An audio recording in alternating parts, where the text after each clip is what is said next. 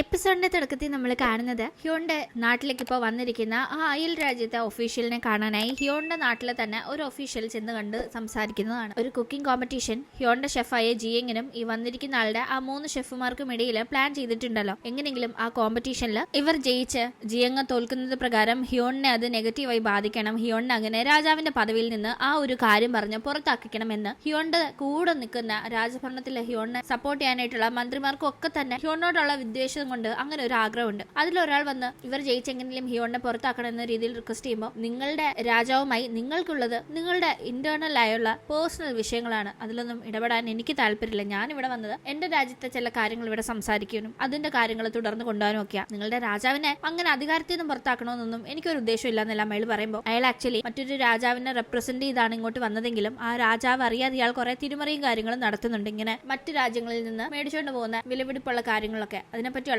ചില തെളിവുകൾ തങ്ങളുടെ കയ്യിലുണ്ടെന്ന് പറയുന്ന ആ ഒരു ഒഫീഷ്യൽ നിങ്ങൾ എങ്ങനെങ്കിലും ഹ്യോണിനെ പുറത്താക്കാൻ വേണ്ടി ഈ ഒരു കോമ്പറ്റീഷൻ നിങ്ങൾ ജയിച്ചില്ലെങ്കിൽ നിങ്ങളുടെ ഈ ഒരു അഴിമതിയൊക്കെ തന്നെ നിങ്ങളുടെ രാജാവിനെ അറിയിക്കുന്നതായിരിക്കും. ഇനി അതല്ല നിങ്ങൾ പറയുന്നത് കേൾക്കാനാണ് നിങ്ങൾക്ക് താല്പര്യമെങ്കിൽ നിങ്ങൾക്ക് ഒരു കുഴപ്പവും പറ്റില്ല, നിങ്ങളെ കൊണ്ട് ഞങ്ങൾക്കൊരു ഉപകാരം ഉണ്ടാവുന്നത് കൊണ്ട് തന്നെ ആ രീതിയിൽ ഞങ്ങൾ നിങ്ങളെ നന്നായി നോക്കുന്നൊക്കെ ആ ഒഫീഷ്യൽ പറയുമ്പോൾ ഇയാൾ പിന്നെ ഒന്നും മിണ്ടുന്നില്ല. കാരണം ഇയാളുടെ അഴിമതിയുടെ കാര്യങ്ങൾ പുറത്തായാൽ ഇയാൾക്കല്ലേ അത് പ്രശ്നം. ഇയാൾ പിന്നീട് കൂടെയുള്ള ഷെഫ്സിനോട് സംസാരിക്കാണ്, ഇതുപോലെ നിങ്ങൾ ആ കോമ്പറ്റീഷനിൽ ജയിക്കണം, അല്ലെങ്കിൽ എനിക്കിപ്പോ അത് ഒരു വലിയ പ്രശ്നമായി മാറും. പിന്നെ ഹ്യോന്റെ കൂടെയുള്ള ആ ഒരു ഷെഫ് നിസ്സാരക്കാരിയാണെന്ന് എനിക്ക് തോന്നുന്നില്ല. അവരുണ്ടാക്കിയ ആ ഒരു ഫുഡ് എന്ത് ടേസ്റ്റ് ഉള്ളതായിരുന്നു. അതുകൊണ്ട് തന്നെ നിങ്ങൾ 3 പേരും ഉണ്ടെങ്കിലും നന്നായി കെയർഫുൾ ആയിരിക്കണം, നിസ്സാരമായി ആ ഒരു ഷെഫിനെ കാണരുതെന്നൊക്കെ ഇവരിങ്ങനെ സംസാരിച്ചുകൊണ്ട് നിൽക്കുന്ന ടീം ഇവരുടെ സംസാരമൊക്കെ മറഞ്ഞു നിന്ന് കേൾക്കാനായി ഗോങ് അങ്ങോട്ടേക്ക് എത്തിയിരുന്നു. ഈ ടീം ഈ ഷെഫ്സ് വെറും പാചകക്കാർ മാത്രമല്ല, അവർക്ക് മാർഷൽ ആർട്സ് നന്നായി അറിയാമെന്ന് നമ്മൾ കഴിഞ്ഞ എപ്പിസോഡിൽ പറഞ്ഞിരുന്നില്ലേ. ആരോ ഇവിടെ വന്ന് ഒളിച്ചു നിൽക്കുന്നു എന്ന് തോന്നുന്ന അവരാകട്ടെ പെട്ടെന്ന് ആക്രമിക്കാനായി വരുമ്പോഴേക്കും ഈ ഒരു ഷെഫുമാരിൽ നിന്ന് മാർഷൽ ആർട്സ് പരമായി ഇങ്ങനെ ഒരു നീക്കം പ്രതീക്ഷിക്കാതെ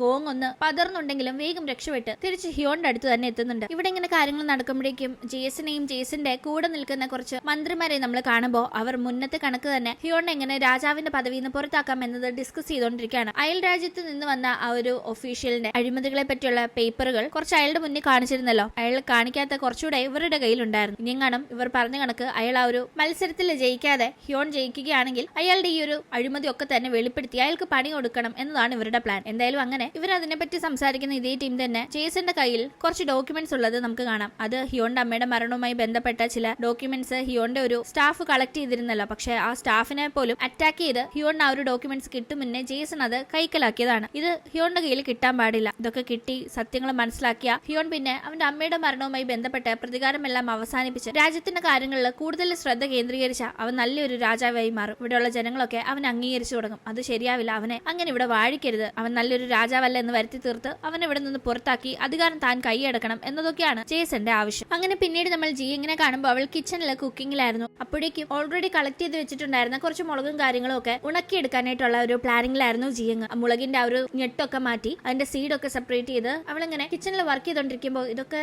ശരിയാവുമെന്ന് മട്ടില് മുളക് മേടിച്ച് വലിയ പരിചയമില്ലാത്തത് കൊണ്ട് തന്നെ ബാക്കി കൂടെ ഉണ്ടായിരുന്നവർ ചോദിക്കുന്ന ടീം വരാൻ പോകുന്ന കോമ്പറ്റീഷന് ഈ മുളകൊക്കെ വെച്ച് നല്ലൊരു ഡിഷ് തയ്യാറാക്കണം, സ്പൈസി ആയിട്ട് ചെയ്യുമ്പോൾ അവർക്ക് അത് ഡിഫറെന്റ് ആയി തോന്നും, അതുകൊണ്ട് തന്നെ എല്ലാവർക്കും ഇഷ്ടപ്പെടാൻ സാധ്യതയുണ്ടെന്നൊക്കെ കണക്കൂട്ടലാണ് ജിയങ് അങ്ങനെ ചെയ്തുകൊണ്ടിരിക്കുന്നത്.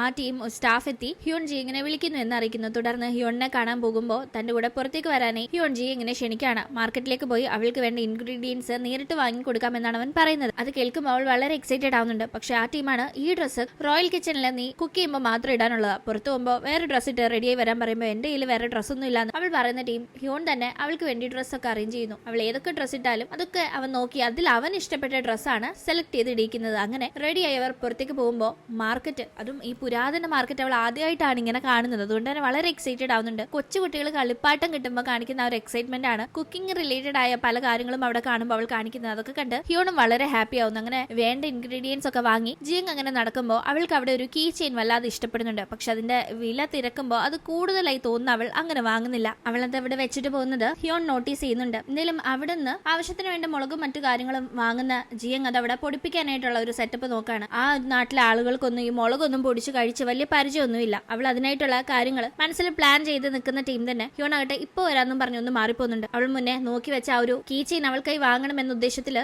ഒരു സർപ്രൈസ് ആയിട്ടാണ് ഹ്യോൺ മാറിപ്പോകുന്നത്. ഈ ഒരു സമയത്ത് അവിടെ സാധാരണ ധാന്യങ്ങളൊക്കെ പൊടിക്കുന്ന ആ ഒരു സെക്ഷന്റെ അവിടെ പോയി കുറച്ച് കാശ് കൂടുതൽ കൊടുത്ത് തന്നെ ജിയങ് അവിടെ മുളക് പൊടിപ്പിക്കാൻ നോക്കുന്നുണ്ട്. കാരണം മുളക് പൊടിക്കില്ല എന്നവർ പറയുന്ന ടീം അവൾ എക്സ്ട്രാ കാശ് ഓഫർ ചെയ്താണ് അവരെ കൊണ്ട് മുളക് പൊടിപ്പിക്കുന്നത്. ഈ സമയത്ത് നല്ല മഴക്കോള് വരുന്നു. പക്ഷെ അപ്പോഴേക്കും ജിയങ് എവിടെ പോയി എന്നറിയാതെ ഹിയോൺ നിൽക്കാൻ മഴ മാറാനായി അവർ വെയിറ്റ് ചെയ്യുന്ന ടീം. അപ്പോഴും ജിയങ്ങിനെ കാണുന്നില്ലല്ലോ, അവളിത് എവിടെ പോയി കാണുമെന്ന് ആകെ അവൻ ചിന്തിച്ച് നിൽക്കുമ്പോഴേക്കും കൂടെ ഉണ്ടായിരുന്ന പടത്തലവനായിട്ട് ഞാനത് പോയി നോക്കിയിട്ട് വരാമെന്ന് പറഞ്ഞ ഹിയോൺ അവിടെ നിർത്തി മാറി പോകുന്ന സമയത്താണ് ഹിയോൺ നിൽക്കുന്ന സ്ഥലത്തേക്ക് ജിയങ് വരുന്നത്. അവളാകട്ടെ കയ്യിൽ അപ്പോഴേക്കും കുറച്ച് പൂവൊക്കെ കണ്ട് അതൊക്കെ അവൾക്ക് ഇഷ്ടപ്പെട്ടത് കൊണ്ട് തന്നെ അതും പിടിച്ചോണ്ടാണ് വരുന്നത്. ആ മഴ മാറിക്കഴിഞ്ഞ് ഒരു പ്രകാശം അടിക്കുന്ന ടീം, ചുറ്റിനും നല്ലൊരു വൈബല്ലേ കാണാൻ. ആ ഒരു സമയത്ത് ഹിയോണിന് വളരെയേറെ ഇഷ്ടമുള്ള ജിയങ് ഇങ്ങനെ പൂക്കളുമായി നടന്നു വരുന്ന കാഴ്ച കാണുമ്പോൾ തന്നെ അവന് ഭയങ്കര ഒരു എക്സൈറ്റ്മെന്റ് തോന്നുന്നുണ്ട്. ഈ ടീം എവിടെ പോയിരിക്കായിരുന്നു, ഞാൻ എവിടെയൊക്കെ നോക്കിയെന്നും പറഞ്ഞ് ജിയങ് നേരെ ഹിയോണിന്റെ അടുത്തേക്ക് വളരെ ഹാപ്പിയായി ഓടി എത്തുമ്പോഴേക്കും അതുവഴി ഉന്തുവണ്ടി തള്ളിക്കൊണ്ട് വരുന്ന ഒരാൾ അലക്ഷ്യമായി ജിയങ്ങിനെ ഇടിക്കുന്ന രീതിയിൽ വരുന്ന കാണുന്ന ഹിയോൺ പെട്ടെന്ന് അവളെ പിടിച്ചു മാറ്റുന്നുണ്ട്. ഈ സമയം ജിയങ്ങിന്റെ കയ്യിലുണ്ടായിരുന്ന പൂക്കൾ താഴെ വീഴുന്നു. ഹിയോൺ അവളെ സേഫായി പിടിച്ചതിൽ ഒരു നിമിഷം ഒന്ന് സ്റ്റക്കായി നോക്കുന്നുണ്ടെങ്കിലും പിന്നീടാണ് അയ്യോ കയ്യിലെ പൂവെല്ലാം താഴെ വീണല്ലോ എന്ന് ആകെ അപ്സെറ്റ് ആവുന്നത്. അവൾ വേഗം തന്നെ തറയിൽ വീണ ആ പൂ എടുക്കാനിരിക്കുമ്പോൾ അത് ചെളിയായത് എടുക്കണ്ട, വേറെ പറിക്കാലോ എന്ന് പറഞ്ഞ് ഹിയോൺ തടയാൻ നോക്കുന്നുണ്ടെങ്കിലും ഇത് ഞാൻ കഷ്ടപ്പെട്ട് പറിച്ചതാ, ഇതിന്റെ സ്മെല്ല് വളരെ റിലാക്സിംഗ് ആയിട്ടുള്ളതാണ്, നിങ്ങൾക്ക് ഇടയ്ക്കിടയ്ക്ക് ടെൻഷൻ ആവുമല്ലോ, ആ സമയത്ത് ഇത് യൂസ് ചെയ്യാം, സ്മെല്ല് ചെയ്യുമ്പോൾ നല്ലൊരു റിലാക്സേഷൻ കിട്ടും എന്നൊക്കെ പറഞ്ഞ് ഹിയോണിന് വേണ്ടി അവൾ കഷ്ടപ്പെട്ട് പോയി പറിച്ചതാണെന്ന് അവനോട് തന്നെ പറയുമ്പോൾ അവൻ ഒരുമാതിരി സങ്കടമാവുന്നുണ്ട്. കാരണം അവന് വേണ്ടി ആരും ഇതുവരെ അങ്ങനൊന്നും ചെയ്തതായി അവൻ അറിയില്ല. അമ്മ ചെറുപ്പത്തിലെ നഷ്ടപ്പെട്ടതാണല്ലോ, പിന്നെ അവന് വേണ്ടി ഇത്രയും കെയർ ആയി ആരും ഒന്നും ചെയ്തു കൊടുത്തിട്ടില്ല എന്ന് തോന്നുന്നു അവൻ. അവളുടെ കൂടെ അത് ചെളിയിലിരുന്ന് ഇങ്ങനെ പതിയെ പെറുക്കിയെടുക്കാണ്. ഒരു രാജാവ് ഇങ്ങനെ ഒരു കാര്യം അത്ര എളുപ്പമൊന്നും ചെയ്യില്ലല്ലോ, അതും നിസാരമായി കരുതുന്ന ഒരു പാചകക്കാരിക്ക് വേണ്ടിയും ചെയ്യില്ല. അത് അങ്ങോട്ടേക്ക് ആ ഒരു കാഴ്ച കണ്ടെത്തുന്ന പടത്തലവന് തോന്നുന്നുണ്ട്. ആളതുകൊണ്ട് തന്നെ ഡിസ്റ്റർബ് ചെയ്യാതെ മാറി നിന്ന് ഹിയോൺ ഇങ്ങനെയൊക്കെ ചെയ്യുന്നത് ഹിയോണിലെ വലിയ മാറ്റമാണ് സൂചിപ്പിക്കുന്നത്. ഹിയോൺ അങ്ങനെ സാധാരണ ഒരാൾക്ക് വേണ്ടി ഇങ്ങനെ ചെയ്യില്ല എന്ന കാര്യങ്ങൾ അറിയാവുന്നതുകൊണ്ട് അതിങ്ങനെ വളരെ കൗതുകത്തോടെ നോക്കിയിരിക്കുകയാണ്. ഈ സമയം ഹിയോണിന്റെ മുഖത്ത് ചെറുതായി ചെളിയായിട്ടുണ്ടായിരുന്നു. അത് കണ്ട് ചിരി വരുന്ന ജിയങ്ങാകട്ടെ ആ ചെളി തുടച്ചു കൊടുക്കാമെന്ന രീതിക്ക് പോയി കുറച്ച് കൂടുതൽ ചെളിയും കൂടി മുഖത്ത് തേച്ചു കൊടുക്കുന്നുണ്ട്. അവൾ സഹായിച്ചതല്ല പണി തന്നതാണ് എന്ന് മനസ്സിലാക്കുന്ന ഹിയോണും കുറച്ച് ചെളിയെടുത്ത്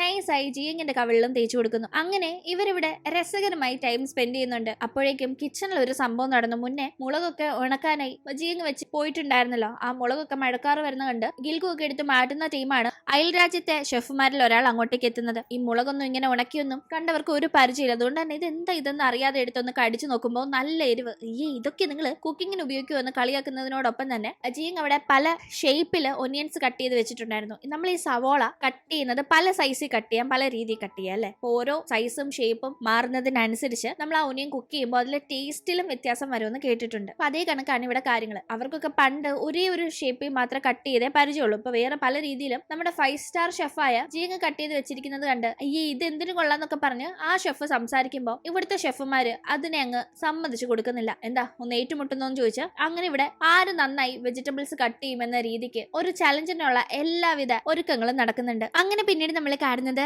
ഹിയോണും ജിയങ്ങും കൂടി തിരിച്ച് കൊട്ടാരത്തിന്റെ അവിടെ എത്താണ്. ഈ ഒരു ടീം എന്താണ് അടുത്ത ദിവസം നടക്കാൻ പോകുന്ന ആ ഒരു കുക്കിംഗ് ചലഞ്ചിൽ ജിയങ് ഉണ്ടാക്കാൻ പോകുന്നതെന്ന് ചോദിക്കുമ്പോൾ ഞാൻ കുറച്ച് സ്പൈസി ആയ ഡിഷാണ് പ്ലാൻ ചെയ്യുന്നത്. ഞാൻ ആദ്യമായിട്ട് ഉണ്ടാക്കി തന്നിരുന്നില്ലേ സ്പൈസി ആയ ഒരു ഫുഡ്, അന്ന് നമ്മൾ തമ്മിൽ പ്രശ്നം ഉണ്ടായ ദിവസം എന്റെ കയ്യിലുണ്ടായിരുന്ന ചില്ലി പേസ്റ്റ് കൊണ്ടാണ് ഞാനത് ഉണ്ടാക്കിയത്. പക്ഷെ ഇന്ന് ഞാൻ മാർക്കറ്റിൽ പോയപ്പോൾ കുറച്ച് ചില്ലി പൗഡർ സംഘടിപ്പിച്ചിട്ടുണ്ട്, അത് വെച്ചാണ് ഞാൻ ഉണ്ടാക്കാൻ പോകുന്നതെന്ന് പറയുന്ന ജിയങ് അന്നത്തെ കണക്കല്ല കുറച്ച് ട്വിസ്റ്റ് അതിൽ കൊണ്ടുവരുന്നുണ്ട്. തീർച്ചയായും അവർക്ക് ഇഷ്ടപ്പെടും, എനിക്കതിൽ നല്ല കോൺഫിഡൻസ് ഉണ്ട് എന്നൊക്കെ പറയുമ്പോൾ എനിക്കും നിന്റെ കാര്യത്തിൽ നല്ല കോൺഫിഡൻസ് ഉണ്ടെന്ന് അവളെ സപ്പോർട്ട് ചെയ്യുന്ന ഹിയോണാകട്ടെ കണ്ണടച്ച് കൈ നീട്ടാനായി പറയുന്നു. ഇവൻ എന്തേ ചെയ്യാൻ പോകുന്നതെന്ന് ആദ്യം അവൾക്കൊരു ഡൗട്ട് തോന്നുന്നുണ്ടെങ്കിലും പിന്നീട് അങ്ങനെ ചെയ്യുമ്പോൾ അവൾക്ക് ആ ഒരു കീ ചെയിൻ കൊടുക്കുന്നു. അത് കണ്ട് അവൾ വളരെ സർപ്രൈസ് ആവുന്നുണ്ട്. കാരണം അവൾക്ക് അത് വേണമെന്നുണ്ടായിരുന്നു പക്ഷെ വാങ്ങിച്ചില്ല. കൂടെ ഉണ്ടായിരുന്ന ഹിയോൺ അത് നോട്ടീസ് ചെയ്ത് അവൾക്കായി അത് വാങ്ങിച്ചു എന്നത് അറിയുമ്പോൾ ആകെ ഒന്ന് ഞെട്ടുന്നുണ്ട്. തനിക്ക് വേണ്ടിയും ഇങ്ങനെയൊക്കെ ചെയ്യാൻ ഹിയോണിന് തോന്നിയല്ലോ എന്നോർത്ത്. എന്തായാലും വളരെ ഹാപ്പി ആയി അവളാകട്ടെ തിരിച്ച് അവളുടെ റൂമിന്റെ അവിടേക്ക് പോകുമ്പോഴേക്കും ഹിയോണും അവന്റെ റൂമിലെത്തി അവനായി പറിച്ച ആ ഒരു പൂക്കൾ മനോഹരമായ ഒരു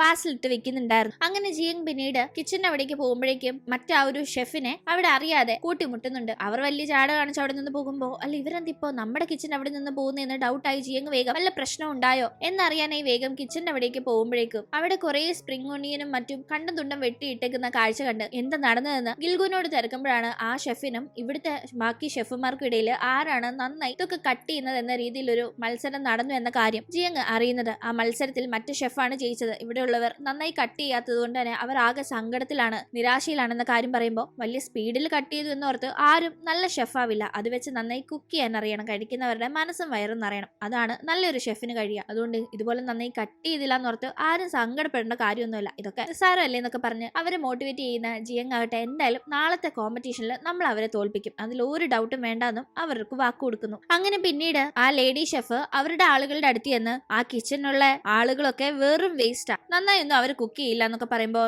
ആ ചലഞ്ചിലുള്ള ഷെഫോ അവരെങ്ങനെ ഉണ്ടെന്ന് ആ ഒഫീഷ്യൽ തിരക്കുമ്പോ എനിക്ക് അവരെ ഒന്ന് ഏറ്റുമുട്ടാനേ പറ്റില്ല. ഞാൻ അവിടെ ചെന്ന സമയത്ത് അവരുണ്ടായിരുന്നില്ല. പിന്നെ അവർ ഏതോ ഒരു പുതിയ ഇൻഗ്രീഡിയന്റ് കുക്കിങ്ങിന് ഉപയോഗിക്കുന്നുണ്ടെന്നും പറഞ്ഞ് കിച്ചണിൽ കണ്ട ഒരു മുളക് ഒരെണ്ണം എടുത്തോണ്ട് വന്നത് ഇവരെ കാണിക്കുമ്പോൾ ഇത് വെച്ച് എന്ത് ചെയ്യാനായിരിക്കും എന്ന്, ഈ ഒരു മുളക് എങ്ങനെ ഉപയോഗിക്കും എന്ന് ഒരു പിടുത്തം അന്നത്തെ കാലത്ത് ആളുകൾക്ക് വലുതായിട്ടില്ലല്ലോ. അതുകൊണ്ട് തന്നെ എന്തായിരിക്കും ഇതുകൊണ്ട് ചെയ്യാൻ പോകുന്നത് ഇവരാകെ അന്തം വിട്ടിരിക്കുന്നുണ്ട്. അങ്ങനെ അടുത്ത ദിവസം രാവിലെ കോമ്പറ്റീഷന് വേണ്ടിയുള്ള എല്ലാ കാര്യങ്ങളും സെറ്റ് ആവുന്നുണ്ട്. കോമ്പറ്റീഷന് എത്ര റൗണ്ട്സ് വേണം, ഓരോ റൗണ്ടിലും എന്തൊക്കെയാണ് റൂളുകൾ, ഏതൊക്കെ ടൈപ്പ് ഡിഷ് സെലക്ട് ചെയ്യണം എന്ന ഒരു രീതിക്ക് അവർ ഡിസ്കസ് ചെയ്യാണ്. ആദ്യത്തെ റൗണ്ടില് ഫിഷ് കൊണ്ടുള്ള ഒരു ഡിഷാണ് ഉണ്ടാക്കേണ്ടത്. ഫിഷ് എന്ന് പറയുമ്പോൾ കോമൺ ആയിട്ട് ഇവരൊക്കെ ഉപയോഗിക്കുന്ന ഒരു ഇൻഗ്രീഡിയന്റ് ആണല്ലോ. പക്ഷെ ഇവിടുത്തെ ട്വിസ്റ്റ് എന്താന്ന് വെച്ചാൽ ഇതുവരെ ആർക്കും പരിചിതമല്ലാത്ത പുതിയൊരു ഡിഷ്, അത് നല്ല സ്വാദിഷ്ടമാകണം എന്നതിൽ ഡൗട്ടും വേണ്ട. അങ്ങനത്തെ ഒരു ഡിഷാണ് ഫസ്റ്റ് റൗണ്ടിൽ ഉണ്ടാക്കേണ്ടത്. സെക്കൻഡ് റൗണ്ട് കുറച്ച് ട്വിസ്റ്റ് ഉള്ളതാണ്. കൊറിയൻ ഷെഫായ ജിയങ് അയൽ രാജ്യത്ത് നിന്ന് വന്നിട്ടുള്ള ഷെഫുമാരുമായിട്ടാണ് ഏറ്റുമുട്ടുന്നത്. അയൽ രാജ്യം എന്ന് പറയുമ്പോൾ ചൈനയിൽ നിന്നാണ് അവർ വന്നിരിക്കുന്നത്. അതുകൊണ്ട് തന്നെ ഇവിടുത്തെ ട്വിസ്റ്റ് എന്താണെന്ന് വെച്ചാൽ ഇവർ അങ്ങോട്ടും ഇങ്ങോട്ടും ഡിഷ് മാറ്റി വേണം തയ്യാറാക്കാൻ. അതായത് കൊറിയൻ ഷെഫ് ചൈനക്കാരുടെ ഡിഷും ചൈനീസ് ഷെഫ് കൊറിയക്കാരുടെ ഡിഷും വേണം തയ്യാറാക്കാൻ. മൂന്നാമത്തെ റൗണ്ടിലെ സൂപ്പ് വേണം ഉണ്ടാക്കാൻ, അതും വെറൈറ്റി സൂപ്പ്. ഇവരിങ്ങനെ 3 റൗണ്ടിലും എന്തൊക്കെ തയ്യാറാക്കണമെന്ന് തീരുമാനിക്കുന്നത് നറുക്കിട്ടാണ്. അതുകൊണ്ട് തന്നെ ഈ 2 ടീമുകൾക്കും ഇത് വളരെ സർപ്രൈസിംഗ് ആയിട്ടുള്ള ഒരു കാര്യം കൂടിയായിരുന്നു. എന്തായാലും അങ്ങനെ ഓരോ റൗണ്ടിൽ എന്തൊക്കെ പ്രിപ്പയർ ചെയ്യണമെന്ന് തീരുമാനിച്ചല്ലോ. ഇനി പങ്കെടുക്കുന്ന ഷെഫുമാർക്ക് തയ്യാറെടുക്കാനായി ഒരു 3 ദിവസം ടൈം നമുക്ക് കൊടുത്താലോ എന്ന് ഹ്യോൺ അവിടെ ചോദിക്കുമ്പോൾ അത് കേൾക്കുന്ന ജിയങ് 3 പോരാ, ഒരു 5 ദിവസമെങ്കിലും വേണ്ടി വരുമെന്ന് സിഗ്നൽ കൊടുക്കുമ്പോൾ അത് മനസ്സിലാക്കുന്നവൻ ശരി ഒരു 3-2-5 ദിവസം അവര് പ്രിപ്പയർ ചെയ്യാനായി എടുക്കട്ടെ എന്ന് പറയുന്നുണ്ട്. കൂടാതെ ഹ്യോന്റെ ഷെഫ് തോൽക്കുകയാണെങ്കിൽ അയൽരാജ്യം ആവശ്യപ്പെടുന്ന കാര്യങ്ങളൊക്കെ തന്നെ ഇവിടുന്ന് കൊടുക്കേണ്ടി വരും. തിരിച്ച് അവരാണ് തോൽക്കുന്നതെങ്കിൽ ഹ്യോൺ ആവശ്യപ്പെടുന്ന പോലെ അവർ കാര്യങ്ങൾ ചെയ്യാൻ തയ്യാറാണോ എന്നൊരു ചലഞ്ച് അവിടെ ഹ്യോണും ജിയങ്ങും വെക്കുമ്പോൾ മറ്റേ ഒഫീഷ്യലിന് അതിൽ താല്പര്യമേ ഇല്ല. കാരണം ഈ പുതിയ ഷെഫായ ജിയങ്ങിന്റെ ഫുഡൊക്കെ അവർ ഭയങ്കര ഇംപ്രസ്ഡ് ആയതാണല്ലോ. അപ്പോൾ ഒരു പേടിയുണ്ട്. എന്നിരുന്നാലും ഇയാളെ വെച്ച് അവർ ഒരു ഭീഷണി മുഴക്കിയിരുന്നില്ല. ഇയാളുടെ ഉടായ്പും അഴിമതിയും ഒക്കെ അയാളുടെ രാജാവിന്റെ അടുത്ത് പറയുന്നത് ആ ഒരു കാര്യം പേടിച്ചിട്ട് മാത്രം ശരി ഞങ്ങളും തയ്യാറാ, ഞങ്ങൾ തോൽക്കുകയാണെങ്കിൽ നിങ്ങൾ ആവശ്യപ്പെടുന്നത് ഞങ്ങൾ തരുമെന്ന് അയാളും പറയുന്നു. അങ്ങനെ എപ്പിസോഡിന്റെ അവസാനം നമ്മൾ കാണുന്നത് ഇഷ്ടമില്ലാതെ ആണെങ്കിലും ടൈം ട്രാവൽ ചെയ്തു വന്ന് ഇപ്പൊ ഈ ഒരു കാലഘട്ടത്തിന്റെ ഭാഗമായി മാറിയിരിക്കുന്ന ജിയങ് ഇവിടെ നടക്കാൻ പോകുന്ന വലിയൊരു ചലഞ്ചിന്റെ ഭാഗമാവുകയാണ്. അവൾ ചെയ്യാൻ പോകുന്ന കാര്യങ്ങളെ ആശ്രയിച്ചിരിക്കും ഇനി മുന്നോട്ടുള്ള ചരിത്രം. ഹിയോന്റെ ഈ രാജ്യഭരണവും ഹിയോന്റെ അഭിമാനവും എല്ലാം തന്നെ ഇപ്പൊ ജിയങ്ങിന്റെ കയ്യിലാണ്. അതുകൊണ്ട് തന്നെ അവൾ ഈ കോമ്പറ്റീഷൻ അങ്ങനെ നിസ്സാരമായി ഇപ്പൊ കാണുന്നുമില്ല. കൂടാതെ ഈ കോമ്പറ്റീഷൻ ജയിച്ച അവളുടെ റെസിപ്പി ബുക്ക് കണ്ടുപിടിച്ച് കൊടുക്കാന്ന് ഹിയോൺ ഒരു ഓഫറും കൊടുത്തിരുന്നല്ലോ. അങ്ങനെ കോമ്പറ്റീഷന് വേണ്ടി തയ്യാറെടുപ്പ് നടത്തുന്ന ജിയങ്ങിനെ കാണിച്ചുകൊണ്ടാണ് ഇന്നത്തെ എപ്പിസോഡ് അവസാനിക്കുന്നത്. ശേഷം എന്ത് സംഭവിക്കുമെന്ന് നമുക്ക് അടുത്ത എപ്പിസോഡിലൂടെ കാണാം. ഇന്നത്തെ വീഡിയോ ഇഷ്ടമായാൽ മറക്കാതെ ലൈക്ക് ചെയ്തും ഷെയർ ചെയ്തും സബ്സ്ക്രൈബ് ചെയ്തും സപ്പോർട്ട് ചെയ്യണേ. വീണ്ടും പുതിയൊരു എപ്പിസോഡുമായി കണ്ടുമുട്ടും വരെ ബൈ.